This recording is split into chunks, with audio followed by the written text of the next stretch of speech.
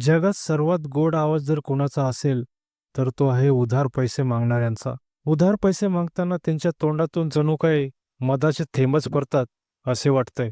त्यांचा आवाज इतका गोड असतो, की कोकिला सुद्धा लाजेल. पैसे मागताना इतके गोड बोलतील, की तुमची इच्छा नसतानाही तुम्ही त्यांना पैसे देऊन टाकता. जर तुम्ही त्यांना पैसे नाही दिले, तर तुम्हाला असं वाटेल, की मी मोठं पाप केलंय.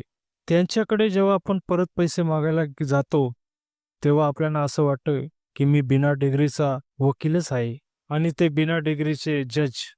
मग ते जज तारीख पे तारीख, तारीख पे तारीख देतात आणि आपल्याला त्यांच्याकडे फेऱ्या माराव्या लागतात. त्यांची तारीख पे तारीख कधी संपत नाही आणि आपलं मागणं कधी संपत नाही. शेवटी निर्लज्जासारखे आपण त्यांच्याकडे मागतच राहतो आणि ते सुद्धा निर्लज्जच असतात. पण एक दिवस असा येतो, की आपण त्यांच्याकडे पैसे मागायचेच विसरून जातो. कारण आपण